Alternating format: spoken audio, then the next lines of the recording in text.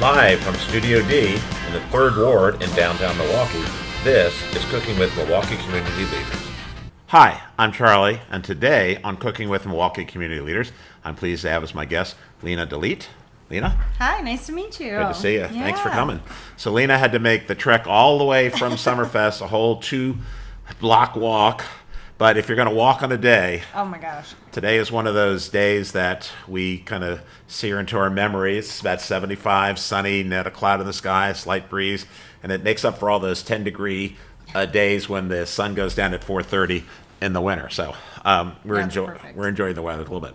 All right, so Lena is the Director of Sales for Summerfest and Summerfest Tech for Milwaukee World Festival, Inc., which puts on Summerfest and Summerfest Tech.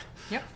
Lena's been on several lists of note. Milwaukee Business Journal 40 Under 40, the Biz Times list of the 30 people shaping Milwaukee's future, and also Women in Tech, notable women in tech, not just women in tech, notable women in tech. So I want to start. We'll talk about your growing up, but I wanted to just kind of talk about just Summerfest in general, because in Milwaukee, Summerfest can mean a lot of different things. It's the music festival. Yep. It's the 75-acre plot of land on Lake Michigan in downtown Milwaukee. And in some respects, it's a concept. It's, we're going to Summerfest. And it doesn't mean I'm going to the music festival. I'm going down to Summerfest. I'm going to walk on the stuff down there. I'm going to, come to a festival. I'm going to go to, we've got something going on there. It's so... I know that Milwaukee World Festival, Inc. is the umbrella over top, and then Henry Meyer Festival Park is the actual name of Summerfest, but everybody here calls it Summerfest. Yes, So, exactly. Yes. And they're great neighbors. So let's start where we usually start. Let's talk about, you were born in Green Bay. Yes. And grew up there. So talk a little about your growing up years before heading off to college. Yeah, well, actually, so I was born in Green Bay, but I grew up, that's like one of the nearest big hospital areas. And so I grew up an hour north of Green Bay, actually. And so very small town called Wasaki, just north of Crivitz, which tends to be the point of origin that a lot of people recognize.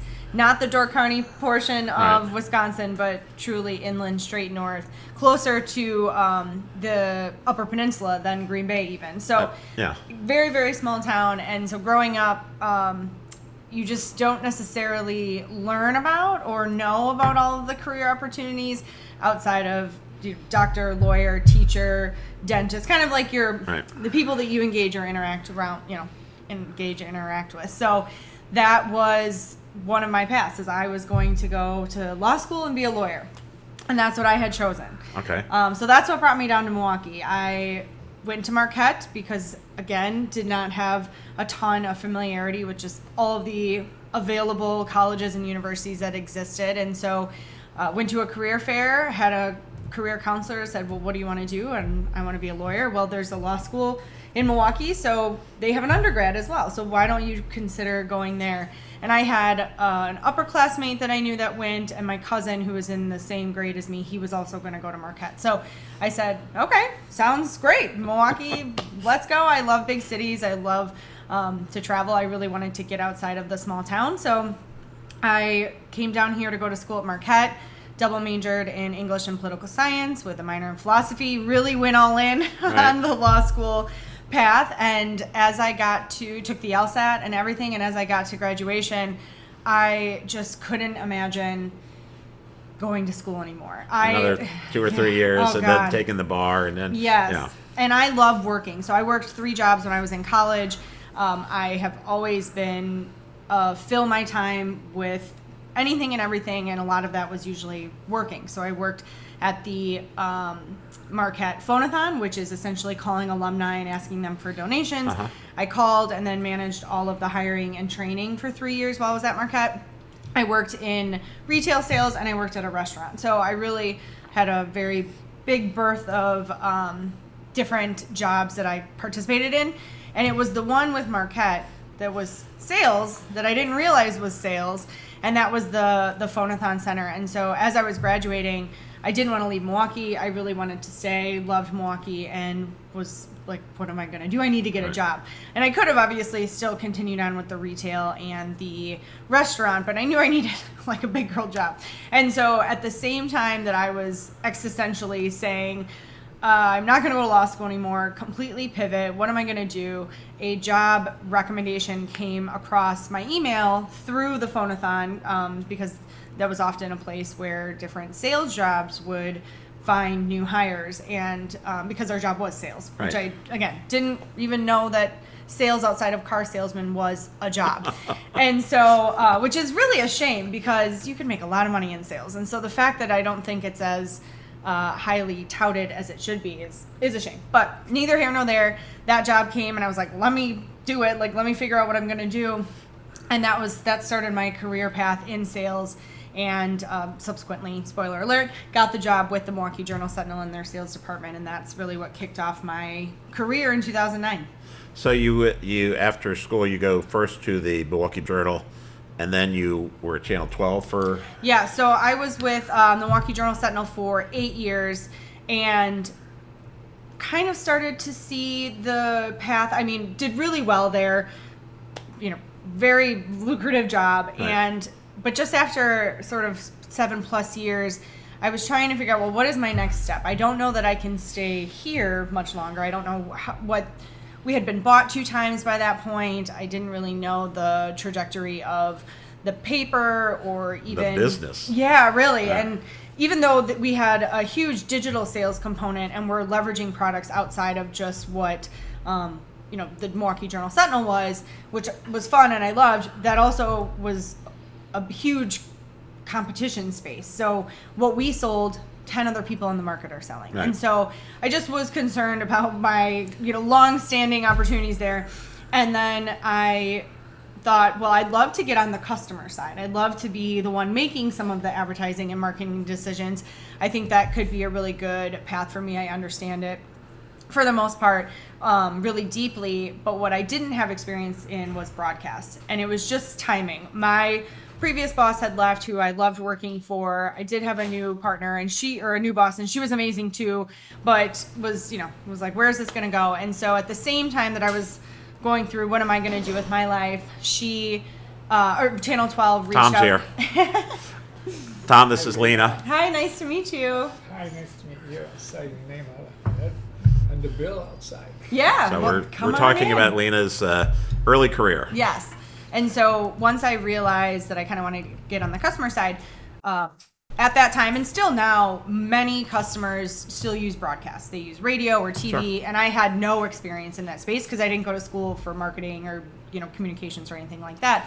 And so then I said, well, this is just really good timing. Channel 12 has a great reputation in the market, and so I started there in March of 2017. And so it's definitely hard. Broadcast is not easy. And what I did learn was the broadcast world, but then also all of the streaming opportunities that are now probably tenfold from what they Right. were 7 years ago. So that was just a short stint, though, which is not normal for me. And, Journal Sentinel, 8 years. I've been with Summerfest almost 8 years now. But what I will say is that the little bit of time I was there, really met some amazing people, still connected to them, and learned a little bit more about the advertising and marketing world. Right. So, Well, Channel 12 is the ABC affiliate here in Milwaukee. So you transitioned from Channel 12 over to Summerfest. Where Yes. you're Director of Sales, Director of Summerfest Tech, under the umbrella of Henry. So why don't you explain, because you work there, the How it various works. umbrellas and how they all fit together, Yeah. and how we get to yes. the events that we enjoy every summer. Yes. And I will say, I think this has helped me in my career without a doubt. The reason I moved over to Summerfest is because my boss at the Journal ended up getting a role there. And so I think that's just a huge testament to never burn a bridge, always do good work, stay connected to the people in previous positions, because you never know when it's going to be Right. your dream job. And so thankfully he brought me over in January of 2018, and I learned so much, as I tend to usually educate a lot of people about the organization. So Milwaukee World Festival is the nonprofit entity that I technically work for. Summerfest itself is not a company, it's an event. Right. And so we DBA sometimes as Summerfest, but Milwaukee World Festival Inc. is the true organization. And to operate as a nonprofit at the level of scale that we do, both within the music industry and from a park perspective, is pretty unheard of. Right. So what it does allow us to do is change the narrative around the revenue stream opportunities. So when we look at building partnerships and bringing in sponsors, it's a different angle and conversation than if we were a for-profit entity. And so I think a lot more rides on those partnerships and sponsorships because they're really keeping our costs low, but it definitely is a different relationship. Like, you're in it together, it's a partnership. Sure. So when you look at my two different roles, one is the director of sales under the music festival umbrella. So I work with about a third of our corporate partners and also oversee our corporate ticket sales program. There's a day-to-day manager on that, so I work with him. And then also support, as many as my bandwidth allows, any other revenue generating events that we do. So that doesn't include things where events rent our grounds, so that the ethnic festivals. Exactly. Ethnic festivals, right. Private events, public private events, those exist as well, or fully public that are not part of the United Ethnic Festivals organization and sort of group that they have formed.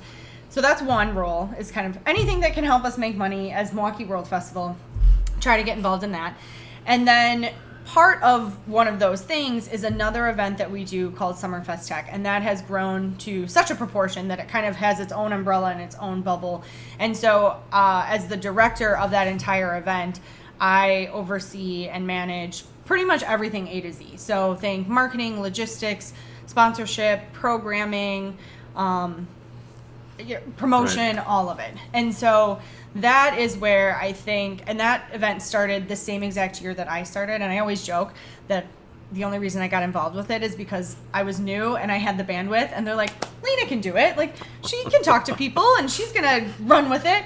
And so I did. And so it's been really interesting because as someone who's very risk averse, it allows me to be what they call like an intrapreneur. I sort of get to create and grow and, think of this event as my own little business, but within the greater scope of Milwaukee World Festival and even as Summerfest, and with their support and backing. So I'm not fully an entrepreneur. I don't have as much right. risk. The risk is my job if I do a bad job, but certainly not my own money technically, but it allows me to really have some of those entrepreneurship skills, but with a little bit more of a safety net. So the Summerfest Tech is a nonprofit under the umbrella of the nonprofit. Yes. Okay. Yep. So all of our events operate from a nonprofit perspective. So I want to talk about Summerfest Tech in just a little bit, but yeah. I did want to ask. So before the pandemic, yeah. the Summerfest, the music festival, was billed as the largest music festival in the world. Mm-hmm. So post-pandemic, are we still the largest, or are we one of the largest? I think we're one of the largest, and I think it depends on how you look at it. You can look at it, are we the largest based on attendance? Are we the largest based on number of hours of music we put on? Right. Or is it the number of bands? So there's a lot of different parameters that you can use. And I also think what we've recognized is being the largest doesn't always mean being the best. And so although technically, I think the record still stands under our name, we've shifted from necessarily touting that and gotten more specific to what you're going to get as an attendee when you come, and that's the premium experience for such a reasonable, or if not free, cost. And so I think that's sort of how we've shifted our stance in marketing as an event company, is less on let's get the most people and cram them in there, but really what sort of experience are people having when they come in the grounds when it comes to activities, music, food and beverage, and are they having a good experience? And I think there have been times, where maybe it's been too many people on the grounds, and that I always say, our street right here, but. Right, like unfortunately / fortunately, we are both waterlocked and landlocked from the city perspective, and so we don't have the flexibility of like being in the middle of a field and kind of being able to expand. But that is also what makes us super unique. There's no other music festival that really operates from a park perspective on a park that looks like ours. And so we have parameters, and so if you have too many people in there, that means someone's having a bad time, and that is certainly not our goal. And so when we look at the world's largest, it is helpful in some sense to those who maybe are from outside of the market to really emphasize the scale, but it's actually up to us both on the sales side and the marketing side to try to tell those stories without maybe leveraging the world's largest, because that also can, post-pandemic can kind of scare people away. Right. And I always say, if you come in the early day, the early times before 5 o'clock, I promise you're going to be able to move around, find a place to sit, and really enjoy the weather and what the lakefront and the park has to offer. So, well, I think one of the words you used is 100% on the mark. It's an experience, because there is the music, which a lot of people go. There is it's kind of like a combination carnival, state fair environment where you've just got just the breadth of the park itself is wide and expansive, and then you've got food all over the place, different ethnicities and everything you can think of. There's a lot bars, of it local too. Really focused on how much local can we bring in as well is always important. Right. A lot of local bands, and Summerfest Tech. So we've had multiple people. I'd say 3 or 4 guests here on this show that are tangentially involved either directly or indirectly with Summerfest Tech. So talk a little bit about that. More in depth and how that is really affecting our community. Yeah, and kind of why it exists, right? I think that is one of the first questions that we get. If people are familiar with the music festival, they're like, well, why is Summerfest doing a tech conference? And it was like, well, Summerfest technically isn't. Milwaukee World Festival is, and that's always part of that opening up the conversation, where Summerfest really is an event. Summerfest Tech is as well, and so Milwaukee World Festival is an entity for years, since we've been around 58 years, has tried to support the community through events. And that has been in the past things like Winterfest, we've done barbecues, we actually just finished on Saturday our 2nd year of this awesome health event that we do called Pulse. So we've always tried to create events that bring the community together that we're fully in charge of and fully producing. And been quite a variety in the past 58 years. And Summerfest Tech started as one of those in 2018. Now, what's unique about that is that it operates in a little bit different of a realm. Most of the other things we do are maybe a little bit more socially driven or less focused on sort of the business ecosystem. Not to say business people don't come, but it's their fun time events. Right. Whereas Summerfest Tech is truly a business and tech conference. And so what is unique about it is that in the same way Summerfest tries to have something for everyone, this tech conference does the same thing. There's a lot of really great organizations and really great tech events where they have a very direct audience and they serve that audience, deeply, and they can really dive into specifics. We sort of sit in a space where we want to try to bring all different audiences of the tech and business community together, and so we try to have a little something for everyone, which allows for a lot of variety, and we can do that because a significant portion of the conference is free. And so that is also unique in the tech conference space. Maybe not the tech event space. There's quite a few events that are free, but certainly in the conference space, if you look at something like a South by Southwest, which kind of converges tech and music and also art and film and some other different industries, they charge $2,000 a badge. So to be free and offer, obviously not as many sessions as they do by any means, but to offer a chunk of our programming for free is an important aspect. Yeah. It goes to the nonprofit, community-oriented part of the mission to involve the community, and I hadn't really thought about the different events they put over the years, but that is that's a good thing that's going on. That's why you're on all those lists. Yes, it's so anyway, it's been great. So we're gonna have a little fun today. So Lena, I want to give you one of our aprons to put on, so you don't go back to work with your stained work clothes on. I appreciate it. So, appreciate it. What are we making today? So I love a Big Mac. It's like a guilty pleasure of mine. McDonald's, take it or leave it, love it or hate it. I love an Egg McMuffin and I love a Big Mac. I cannot eat a Big Mac consistently because I would probably not be as healthy as I am now, which is an everyday struggle as it is. So as much as it's a nice guilty pleasure, I found a recipe years ago, probably over 10 years ago, that took a Big Mac and made it into a salad version.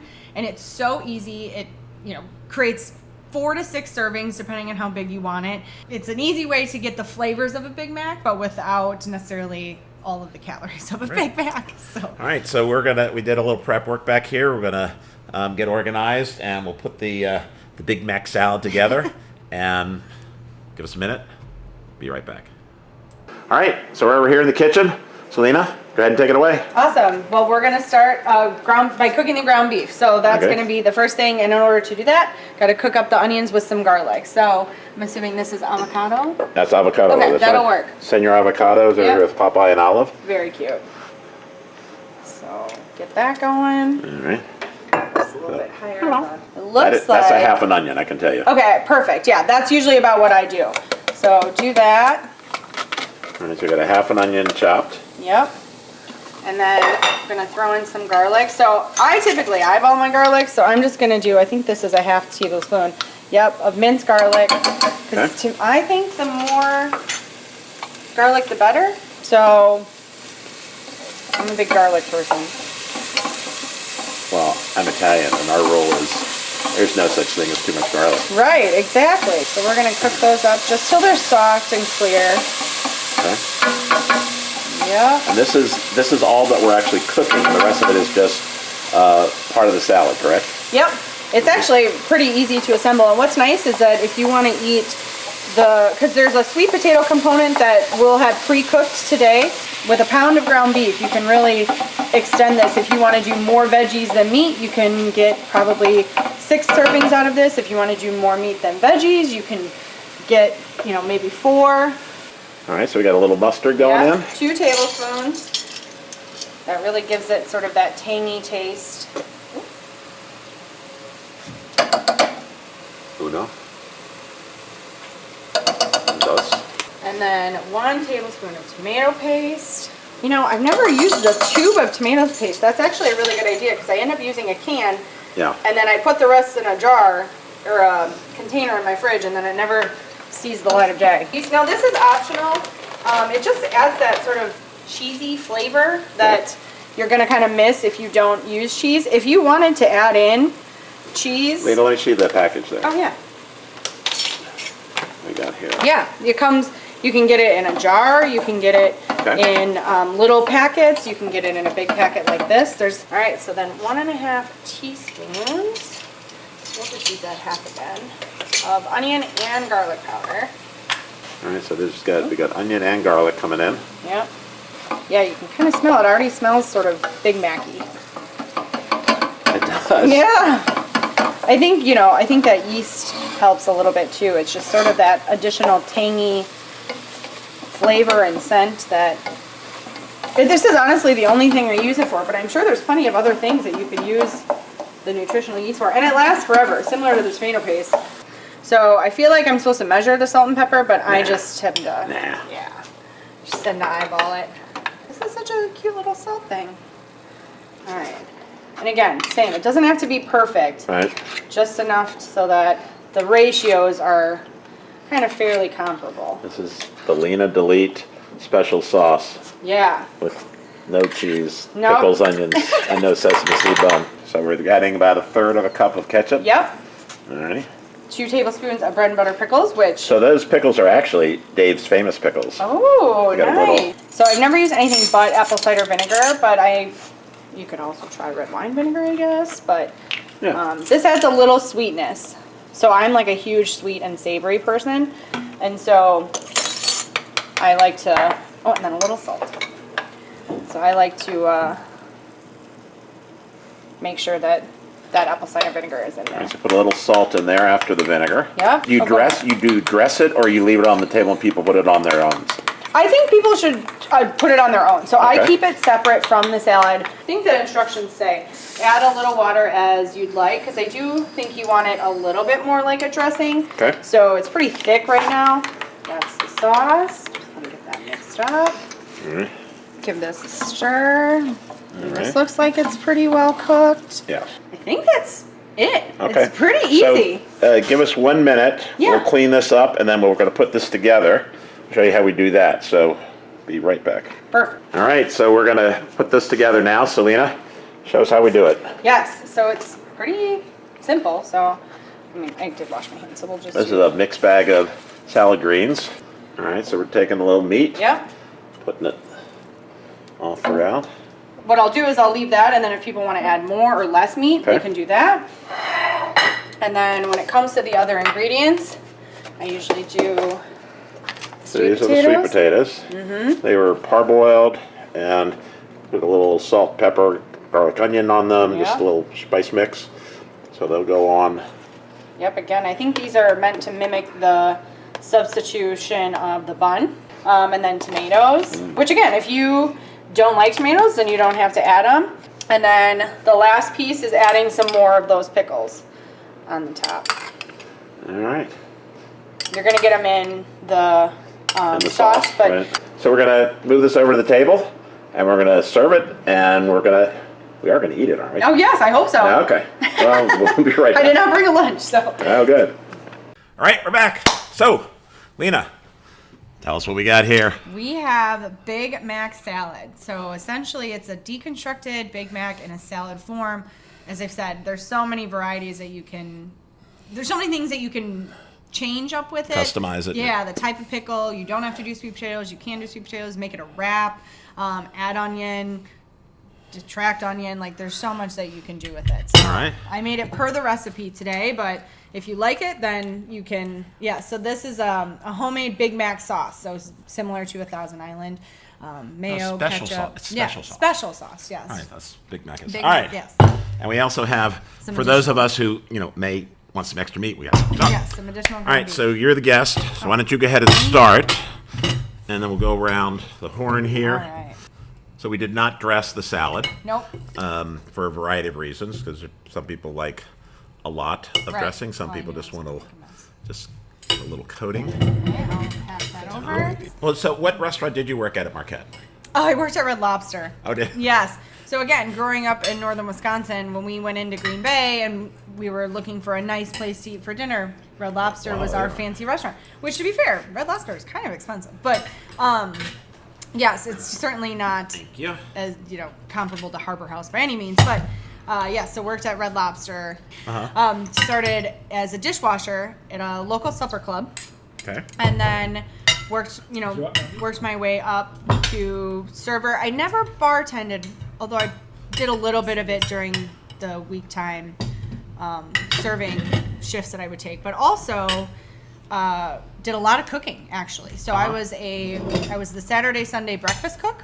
Ooh. Yep, breakfast and lunch, and then on Fridays I would do the fish fry and any nighttime steaks and that kind of thing. So have been cooking since I was in high school. Wow. Yeah.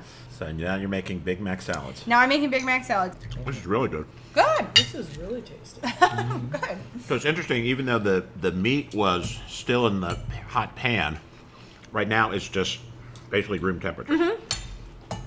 So it doesn't wilt anything, it doesn't overpower, it's just part of the deconstructed Big Mac. With the sweet potatoes, you don't, it's like I was telling you this dish at Uncle Wolfie's, with the chorizo, they put in sweet potatoes. You don't notice it, but it adds a lot of both texture and flavor, and it just works. One more bite. No, I'm going to eat the whole thing, but On camera, one more bite. uh, Well, thank you so much for having me and being able that's to. my line. Oh, sorry. Thank you for coming. Yes, of course. Thank you so much for having me. It was a pleasure, and I appreciate. I appreciate the food. I always appreciate the food, but I appreciate the work that's being done at Summerfest. Summerfest Tech, especially because of the impact it has on the community and the number of smaller nonprofits that are involved, and really it gets their message out, it gets them involved, and then there's the tentacles that go out throughout the community is kind of far-reaching. So, congratulations on starting that when you, Thank you. when you went to Summerfest, because you had the bandwidth. So, Yep. I'll take that one always. So thanks so much for supporting Cooking with Milwaukee Community Leaders. Each week we talk to one of our community leaders. We talk about their work in the community, and then we cook something tasty, and then we eat it. The best part. That's absolutely right. So until next time, thanks for watching.